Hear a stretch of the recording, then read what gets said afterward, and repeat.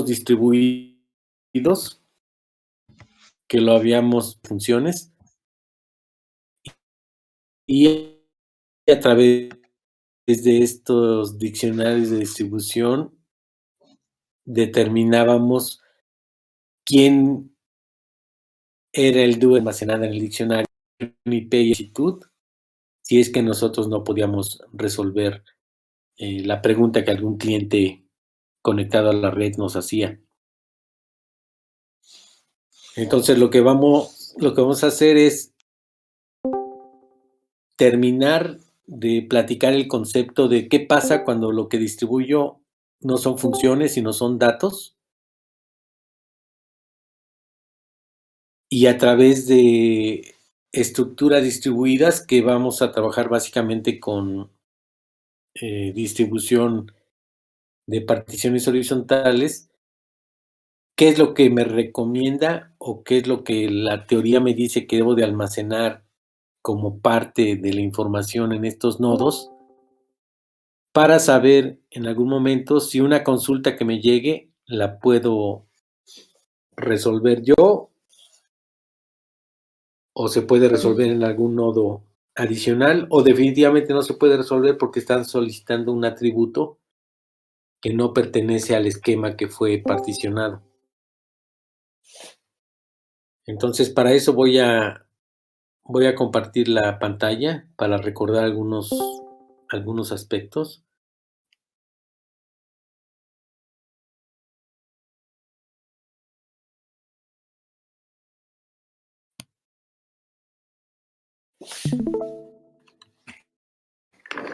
Sí, todo lo que vamos a ver el día de hoy ya lo hemos comentado en algunas sesiones. De todas maneras, si llega a haber algún problema, lo podemos comentar.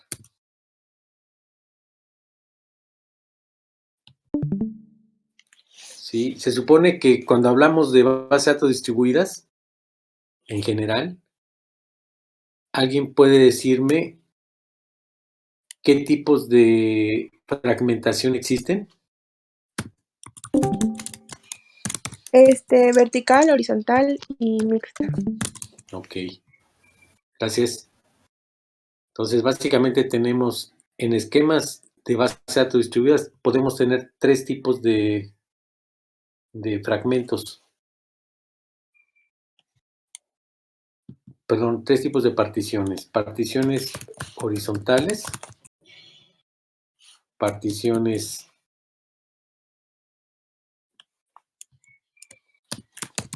verticales, y cuando nosotros tenemos la presencia de ambas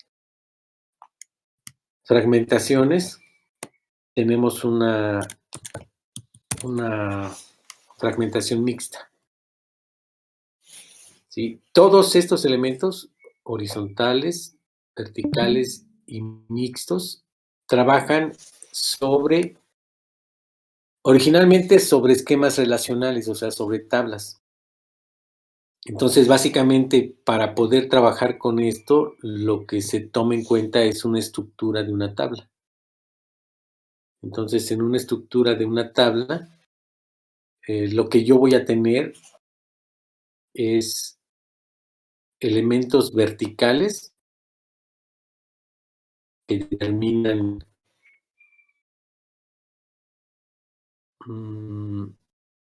los campos. Estos elementos verticales determinan los campos. ¿Cuántos hay? Pues depende de la estructura que tomé como base para hacer la fragmentación.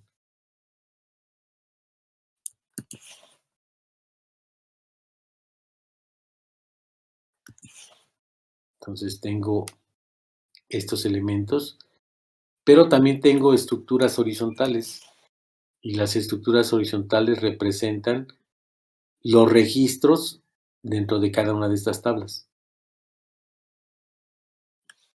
Entonces, una tabla, si recuerdan las definiciones de los esquemas relacionales, es una estructura que me permite almacenar un conjunto de registros, y cada uno de los registros tiene una estructura predefinida. Y esta es una de las restricciones de las bases de datos relacionales, que una vez que uno define los esquemas, pues ya no pueden cambiar. Y es por eso que las bases de datos basadas en documentos como Mongo se han hecho tan populares, porque ahí no hay una estructura predefinida. Entonces, cada registro en una estructura basada en documentos puede tener la cantidad de campos que sean necesarios. Sí. Entonces,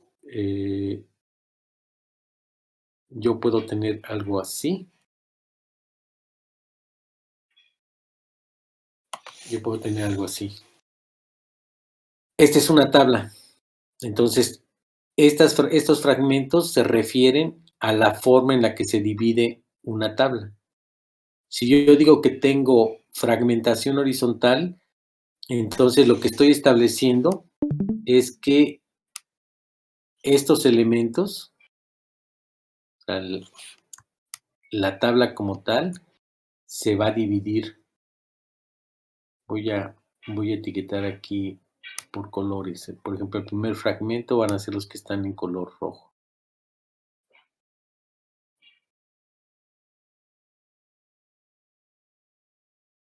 Entonces, eso ya me dice que tengo un fragmento horizontal. ¿Sí? Pero todo lo que resta de información en la tabla también tiene que ser fragmentado. Si no es fragmentado o si no pertenece a algún fragmento, ¿qué propiedad estamos violando? ¿Se acuerdan de las propiedades que debemos de cumplir cuando hablamos de bases de datos distribuidas y fragmentaciones?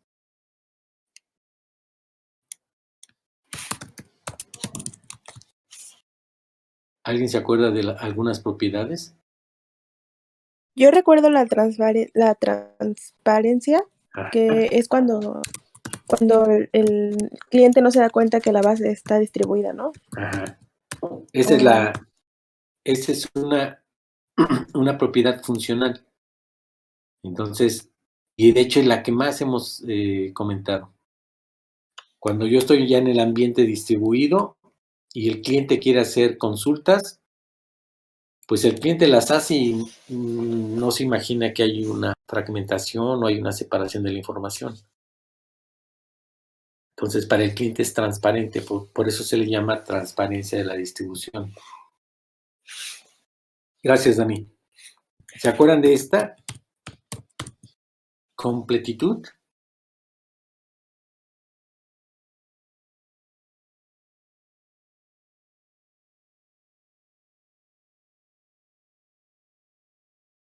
¿Alguien se acuerda de esta?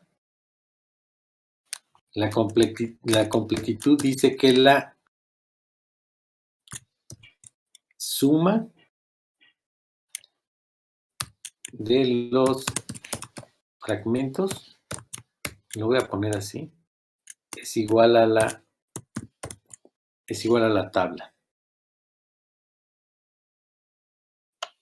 ¿Sí? Eso quiere decir que si hay n fragmentos y yo sumo los registros de esos n fragmentos, al final debería tener todos los registros asociados a la tabla, cuando tengo fragmentos horizontales. ¿Dudas sobre esa propiedad? Ya también le hemos comentado, no lo habíamos puesto así como la suma de los fragmentos es igual a la tabla, pero ya la habíamos comentado. ¿Alguna duda sobre esta propiedad?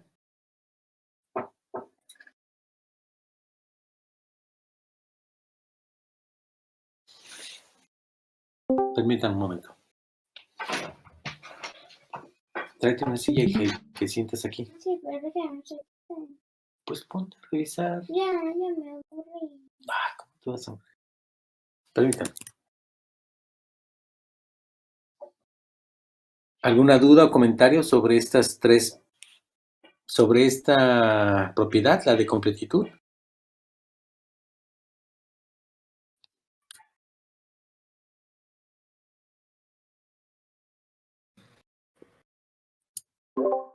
Ok, gracias. No, profe.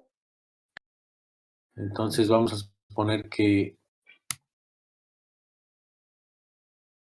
la segunda partición es la azul. Y lo que resta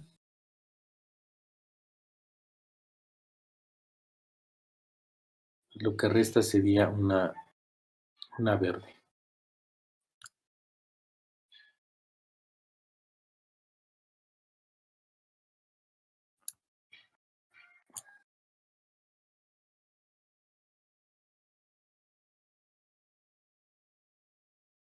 Son esas. Sí, tengo por aquí esto que necesito recortar. Entonces, eso quiere decir que todos los registros deben de estar en alguna partición.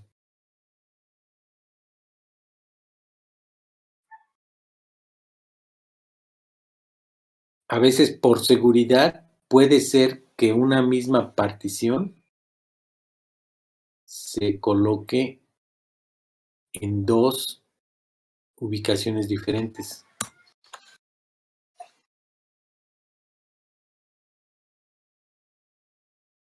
¿Sí? Y eso nos da el sentido de la redundancia.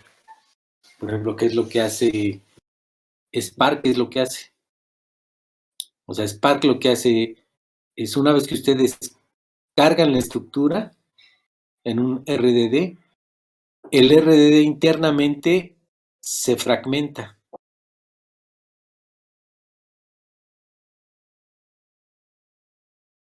Y puede ser que un fragmento esté en más de un nodo funcional dentro de Spark. Ahorita hemos estado trabajando con una sola máquina virtual. Entonces puede ser que existan internamente 4 nodos. Pero si tenemos una red donde cada nodo representa elementos de procesamiento, puede ser que este número de nodos funcionales se extienda dentro de Spark, porque Spark se configura para redes. Entonces puede ser que un fragmento esté en más de un nodo para poder soportar la propiedad de redundancia. ¿Alguien se acuerda esta propiedad de redundancia? ¿A qué se refiere?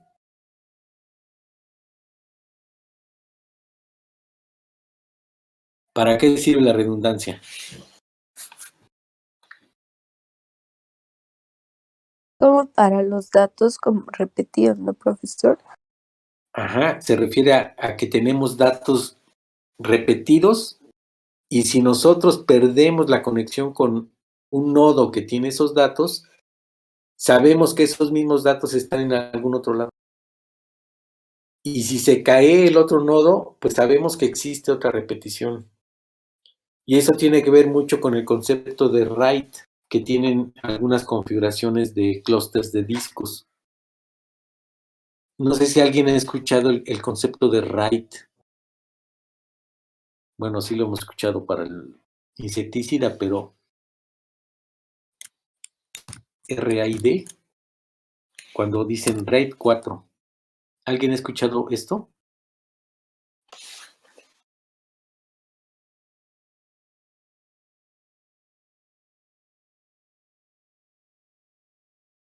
Cuando tienen una granja de discos, no sé si han podido ver las unidades de almacenamiento que soportan RAID. Que dicen, tu configuración, ok, es de 1 terabyte y tiene 30 discos y soporta RAID 4. ¿Alguien ha escuchado esos elementos técnicos?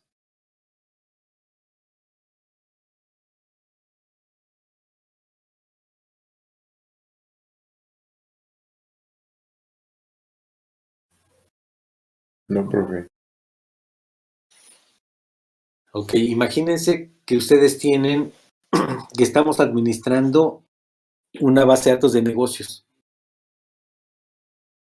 ¿sí? Y el esquema del negocio nos dice que debemos de tener de manera asegurada un espacio de almacenamiento de 10 terabytes.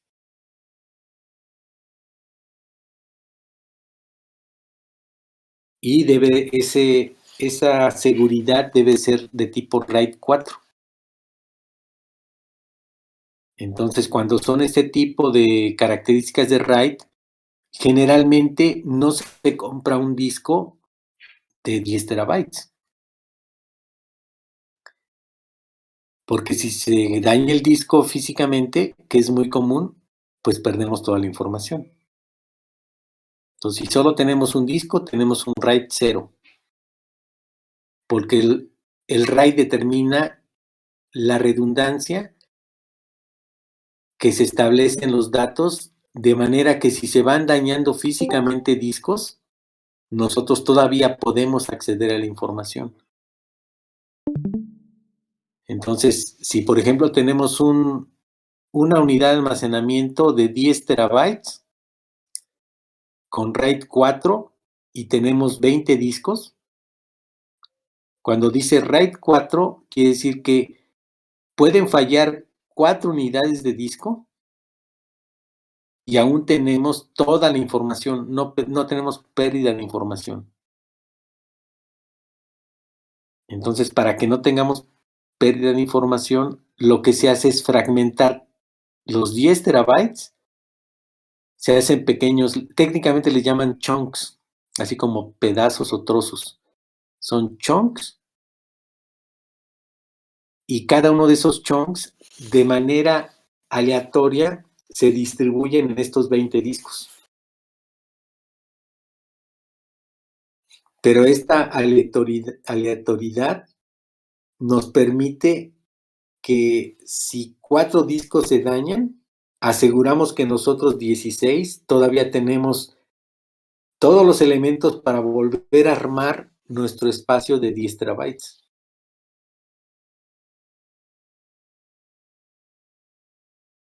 ¿Eso se entiende o todavía está confuso?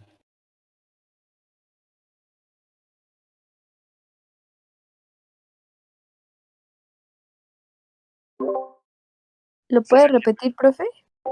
Claro. Pero vamos a hacerlo aquí con dibujos. Y vamos a hacerlo corto, un RAID 1, por ejemplo. Ahí en el laboratorio tenemos una unidad de 20 terabytes.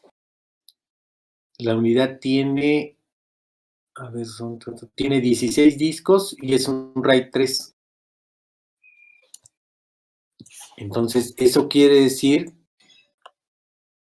que puedo almacenar de manera segura 20 terabytes y puedo tener los 20 terabytes aunque fallen 3 de los discos.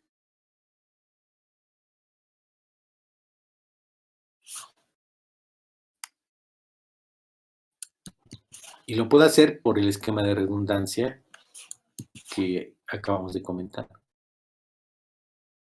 Entonces vamos a armar aquí un RAID 2, por ejemplo. ¿Sí? Entonces tenemos un esquema de 16 discos. Cada uno de estos es un disco. Actualmente pueden ser discos de estado sólido. Anteriormente eran discos mecánicos. Estos son discos, 16 discos.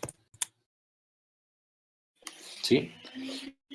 Entonces yo tengo, si digo que tengo un espacio de almacenamiento seguro de 10 teras, de 10 terabytes, y tengo un soporte de RAID 2, entonces esto me dice que si tengo falla en 2 discos, ¿sí? Aún está distribuida toda la información para poder armar el esquema de 10 terabytes. Entonces lo que hago es que estos 10 terabytes los voy a fragmentar y cada uno de los fragmentos técnicamente le llaman un chunk. Así, son los chunks. Y estos chunks también se aplican para cuando se hace fragmentación de video, por ejemplo. Todos los videos están en chunks. También los nuevos esquemas de deployment o de despliegue de aplicaciones manejados con Webpack, lo que hace Webpack es también generar pequeños fragmentos, sobre todo de JavaScript. Entonces hace fragmentos y estos fragmentos son los que permiten una carga más rápida cuando están ya en producción.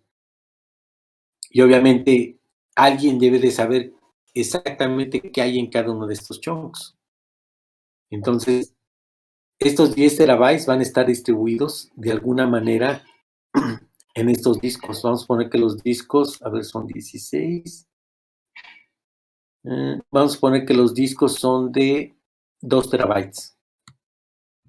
O sea, en cada disco tenemos 2 terabytes.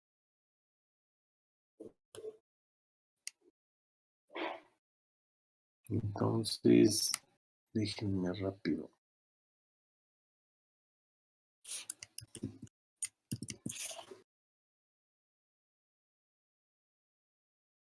Entonces voy a tener chunks de 500 gigabytes.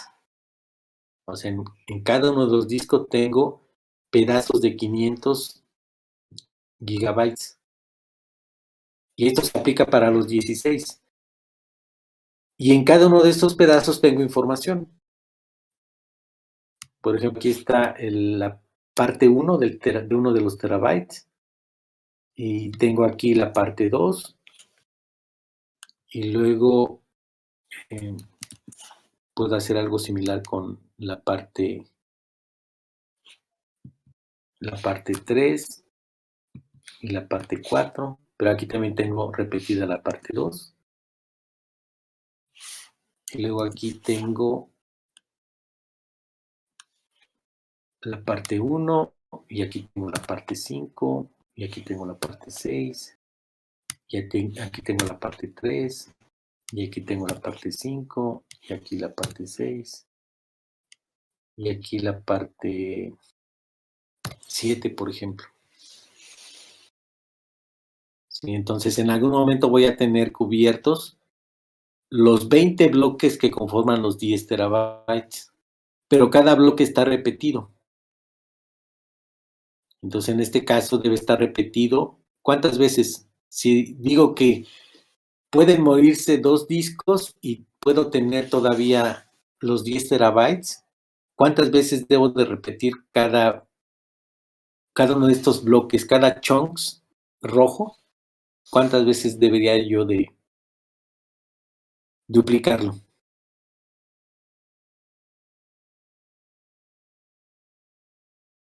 ¿Serían 2 en cada cuadrito?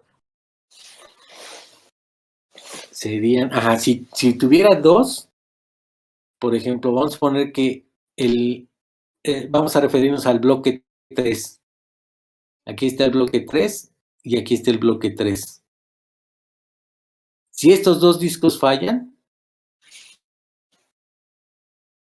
si este disco y este disco fallan, entonces el bloque 3 ya dejaría de existir y ya no puedo reconstruir los 10 terabytes. Entonces, ¿cuántas veces debería yo de repetir cada bloque en todo el esquema de chunks? Si tengo un RAID 2. ¿Cuántas repeticiones faltarían para el bloque 3?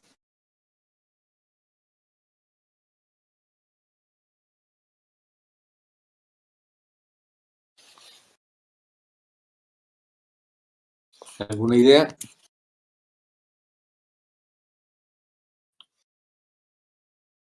Es que ya me confundí, profe. Pensé que cada cuadrito grande era uno de los que podía fallar, o sea, cada disco. Sí. Sí, imagínate que falla un disco y pues fallan estos 4 bloques. O sea, esos 4 bloques se mueren. ¿sí? O sea, cada uno de estos discos tiene asociados 4 bloques de información.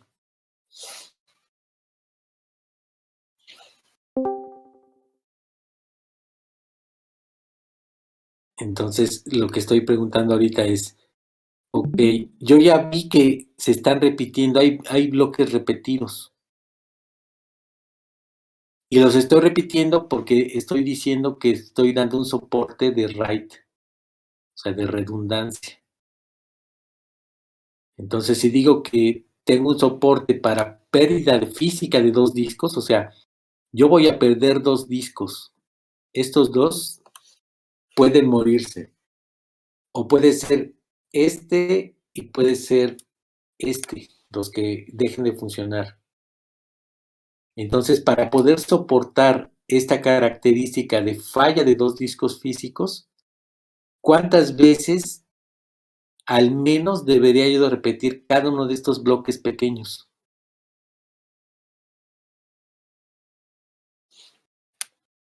En cada disco, obviamente.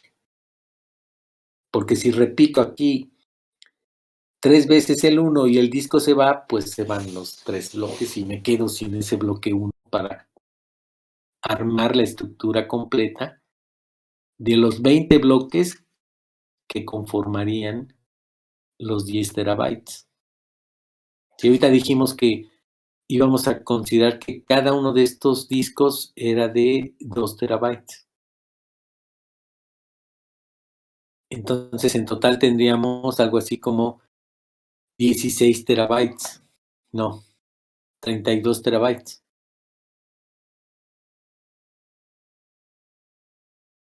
Pero funcional, solo tengo 10 terabytes.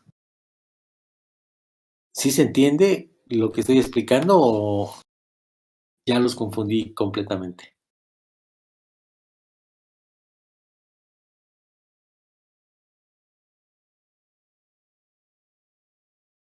Yo ya me revolví, profe. Ok. Sí. Ok, vamos a repetir. Estamos hablando del concepto de redundancia.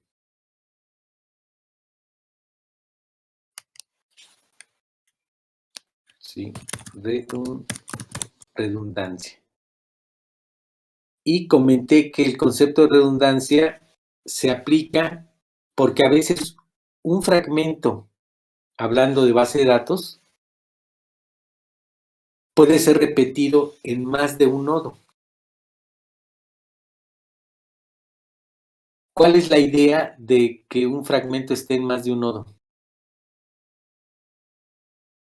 Como que si falla en uno, todavía esté en el otro. Ajá, que si falla en uno, lo tengamos disponible en otro. Y si falla en esos dos, pudiera yo tenerlo en otro. Entonces, el número de fallas de nodos que yo puedo soportar, a eso se le conoce como el concepto de el valor de redundancia de mi sistema. Entonces, si solo tengo 2 copias, para que mi sistema sea funcional, ¿cuántas caídas de nodos soportaría? Si solo tengo 2 copias. Una. Entonces eso sería un write 1. Si tengo 3 copias, pues soporto 2 caídas, ¿sí? Si tengo 3 copias, soporto 3 caídas. Perdón, si tengo 4 copias, soporto 3 caídas. Y si tengo 5 copias, puedo soportar 4 caídas de nodos, ¿sí? Porque sé que si se caen 4 nodos, todavía hay un nodo, o sea, haciendo coincidir que los 4 nodos tenían esa copia, todavía hay un nodo que tiene una copia adicional para que pueda yo hacer la reconstrucción o en este caso la invocación de la información que me interesa. Y así como funciona para la redundancia en sistemas distribuidos, se tomó la idea, o toda esa idea se tomó de la estructura de discos que manejan los esquemas o las arquitecturas distribuidas para la información, que es como trabaja Spark. Spark no maneja todo en un solo repositorio de almacenamiento o en un solo RDD. Una vez que ustedes lo cargan internamente, lo distribuye. Y lo distribuye para que cuando se procese distribuidamente. No sé si recuerdan un poco la forma en la que se trabajaba. No la forma en la que se trabajaba.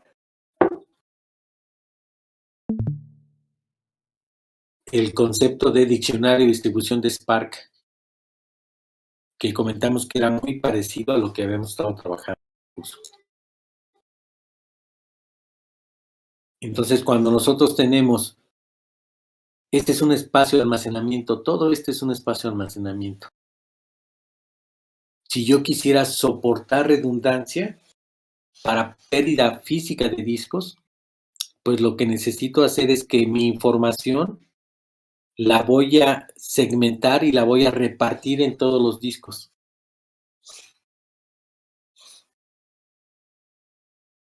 Por eso es que cada uno de los discos, que es este espacio verde, está dividido en 4 subespacios, los cuales se llaman chunks.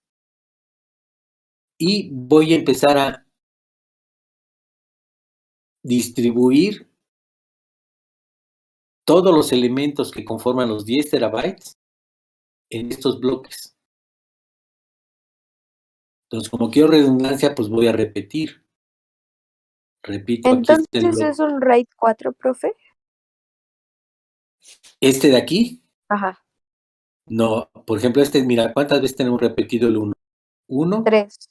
2 y 3. Ajá. Por lo tanto, es un RAID 2 porque soporta solo 2 caídas de discos. Ah, ok, ya entendí. ¿Sí? Si nosotros agregáramos por aquí otra vez el 1, vamos a poner que estamos así, entonces ya sería un RAID 3, porque soporta la caída de hasta 3 veces discos que contengan, en este caso, el fragmento 1 o el fragmento 2.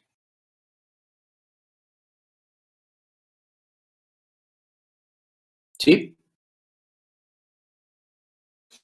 Entonces, cuando nosotros trabajamos en bases de datos distribuidas,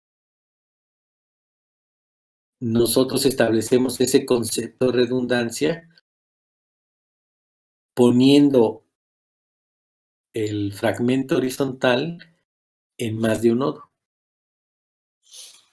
Por ejemplo, aquí tenemos 3 fragmentos horizontales. Si tuviéramos una estructura que tiene 4 nodos o 3 nodos, pues la primera decisión es poner un fragmento en cada nodo. ¿Sí? ¿Y cuál se pone? Pues hemos comentado que el que más se usa en ese nodo. Pero por seguridad puedo agregar algún fragmento adicional. Entonces, eso le agrega la propiedad de redundancia a la implementación del sistema. ¿Sí? ¿Eso está claro? Sí, creo que sí, hasta ahí sí. Ok. Cuando nosotros cambiamos,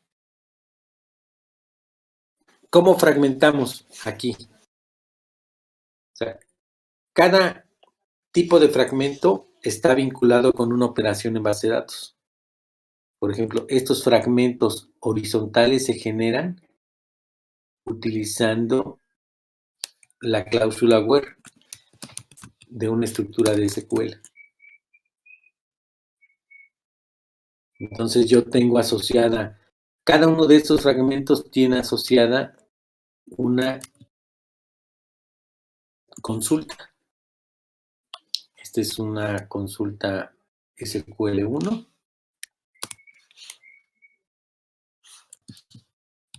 Esta es una consulta SQL2 y esta es una consulta. Esta es una consulta SQL3. ¿Sí?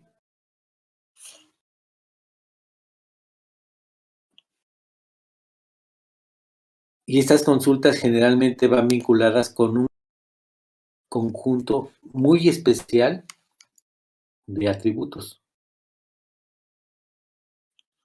o columnas.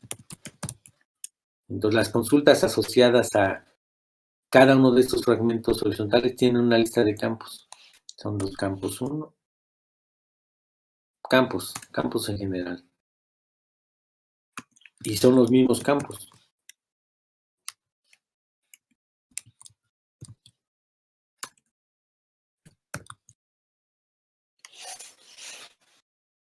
¿Eso se entiende? Por ejemplo, de nuestro ejemplo de sucursales, ¿alguien se acuerda cuáles eran las condiciones para hacer los fragmentos horizontales?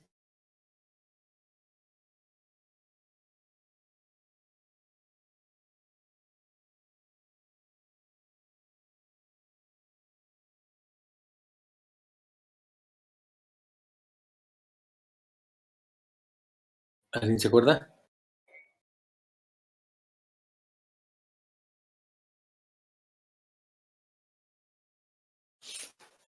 Ok, vamos a suponer que este campo es el F1. F1 igual a A. Esa es mi condición para hacer mi fragmento horizontal. Este es B. Lo que les pregunté era vinculada con el número sucursal. Bueno, por aquí va a ser este campo F1. Si es igual a A, me va a generar el fragmento horizontal 1. Si es igual a B, el fragmento horizontal 2. Y si es igual a C, el fragmento horizontal 3. Y yo estos elementos ya los distribuí. Y cada nodo, en un esquema distribuido de 3 nodos, tiene estos fragmentos sin redundancia. Ahorita no vamos a tener redundancia. ¿Sí? Si un cliente, vamos a poner que un cliente cualquiera,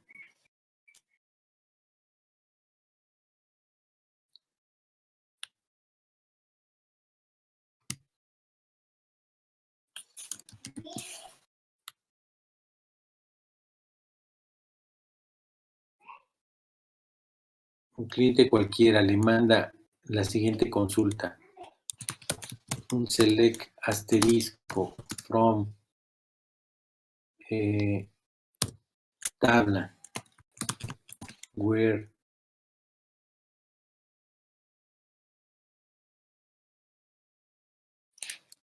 F1 es igual a C,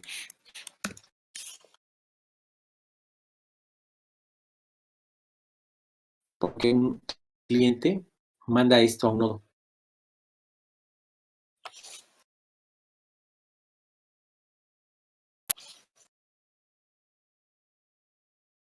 Y vamos a enumerar estos nodos de esta manera.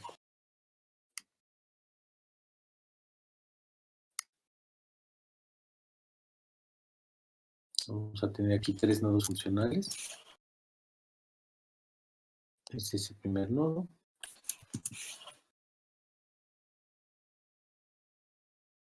Este es el segundo nodo. Y este es el tercer nodo. Nodo 1, nodo 2, nodo 3.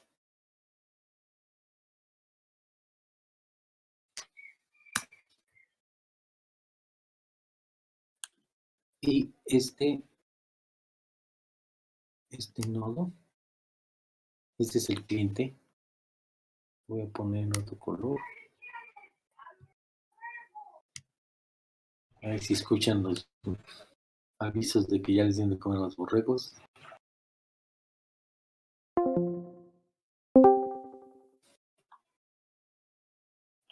Y este es un cliente. Ok. Vamos a poner esto. Tenemos un esquema distribuido de 3 nodos, nodo 1, nodo 2, nodo 3. El nodo 1 tiene el fragmento horizontal en rojo, el nodo 2 el azul y el nodo 3 en verde. Y el cliente 1 le manda una consulta al nodo 1 y le dice que quiere obtener todos los campos de la tabla donde F1 es igual a C. Mi pregunta es, ¿el nodo 1 puede resolver esa consulta?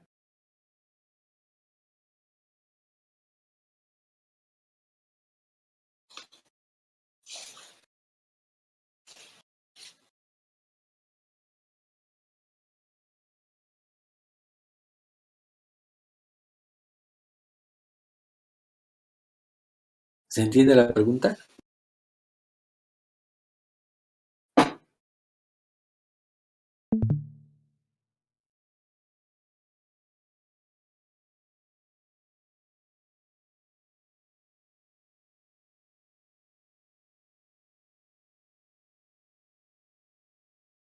¿Alguien?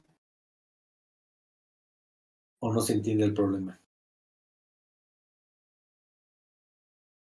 Sí, siempre fue un poco nada más que yo, bueno, no sé si era el único, pero como que se me trabó su pantalla y no me carga. A ver, déjenme revisar.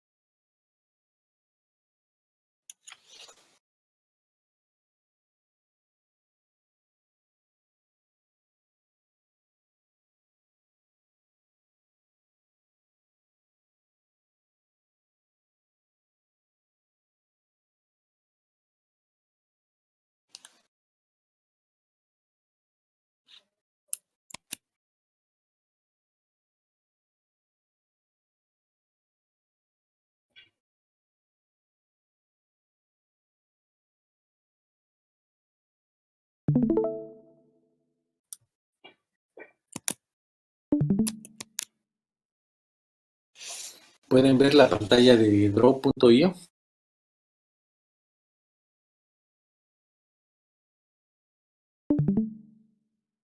Sí, sí, profe.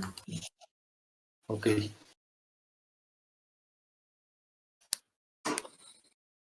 ¿Cuál es la estructura del problema que les estoy planteando ahorita? Tenemos una tabla T. Ya dijimos que todas las distribuciones se administran por tablas. No podemos administrar una distribución general para la base de datos. Siempre se trabaja por tablas.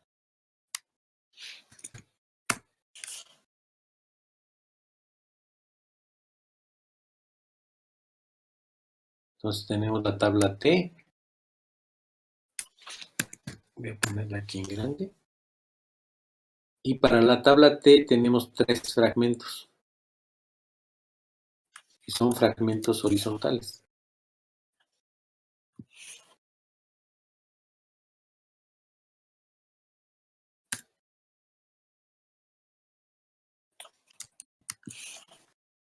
Entonces tenemos aquí nuestro primer fragmento.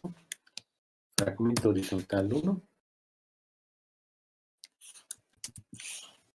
Tenemos el fragmento 2 y tenemos el fragmento 3. ¿Qué parte de una estructura SQL utilizamos para crear fragmentos horizontales?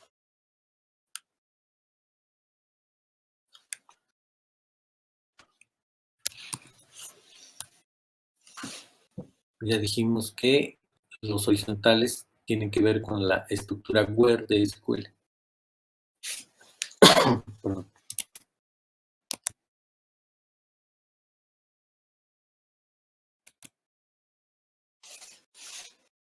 Entonces tenemos 3 fragmentos horizontales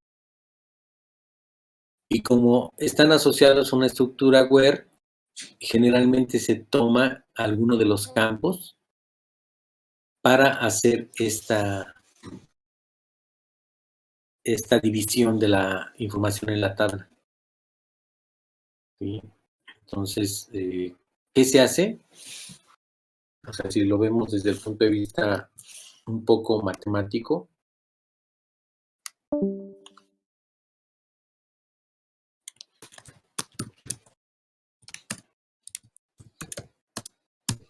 primero debemos de elegir el campo F,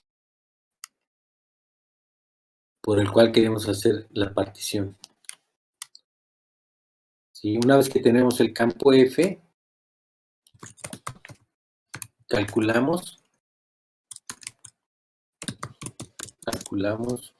u obtenemos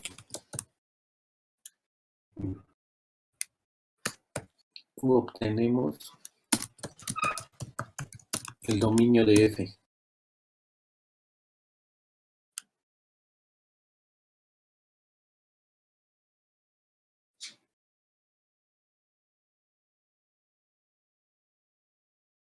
Calculamos u obtenemos el dominio de F.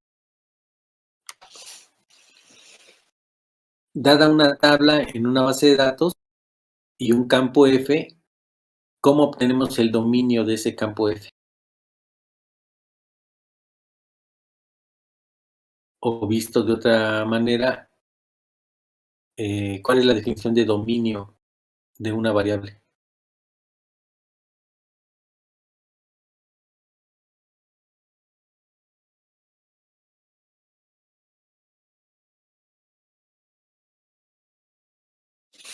¿Alguien?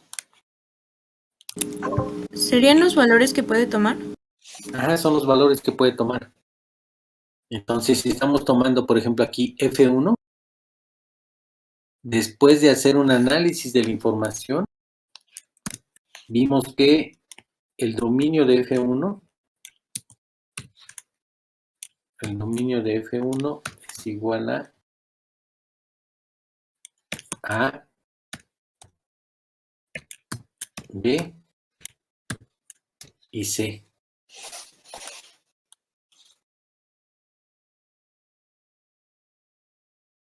¿Sí? Entonces, dado este dominio, pues ya sé que a lo más puedo generar 3 particiones. Porque en toda la tabla, F1, que es por quien voy a particionar o voy a fragmentar, solo tiene 3 valores. Y si estuviera en la tabla de sucursales, pues entonces veo cuántas sucursales tiene el banco.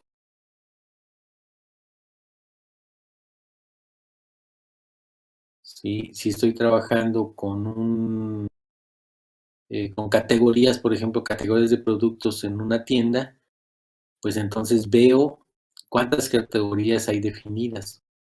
O si solo voy a trabajar con la información almacenada, le saco un distinct al campo categoría y con eso me da la lista de categorías que son distintas. Si es que fuese a particionar por categoría. Y si estuviera en una base de datos que tiene que ver con monedas, entonces veo cuántos tipos de monedas diferentes hay en la base de datos o en la tabla. Entonces, una vez que yo ya dije, ok, voy a particionar por F1. ¿Sí? Y F1 en la tabla solo tiene 3 valores. Pues entonces le asociamos cada valor a uno de los fragmentos. Entonces, el fragmento horizontal 1 va a tener todos los que F1 es igual a A, el 2 va a ser los de B y el 3 va a ser los de C. ¿Eso se entiende?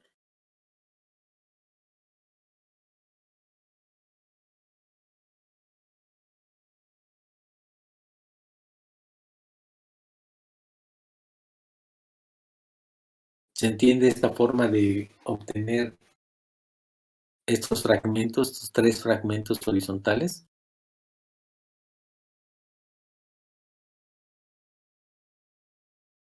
Sí, profe. Ok. Por favor, alguien que conteste sí o no para poder continuar.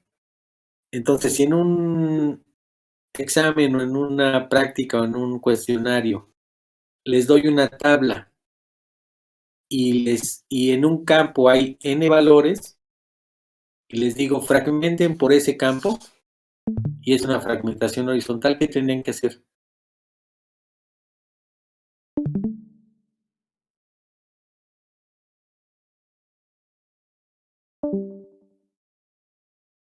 Jania, ¿qué tendrían que hacer?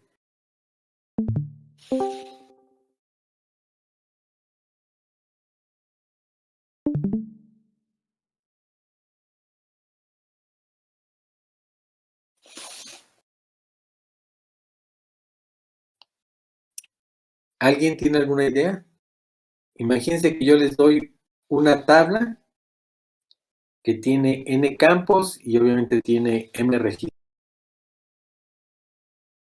Y tiene el campo categorías. Es una tabla de venta de artículos electrónicos.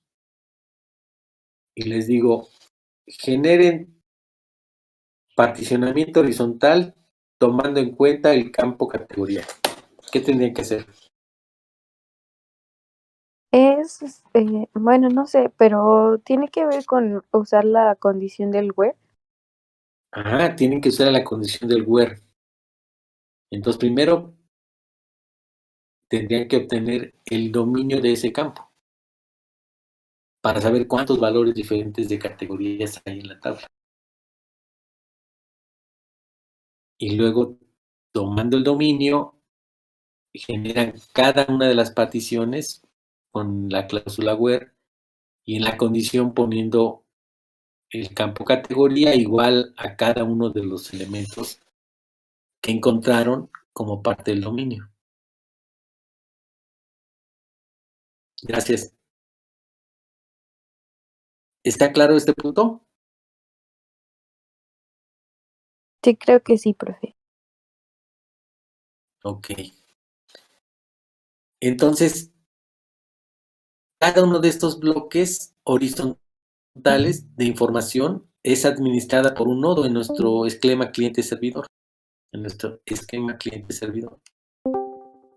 Entonces tenemos el nodo 1 va a tener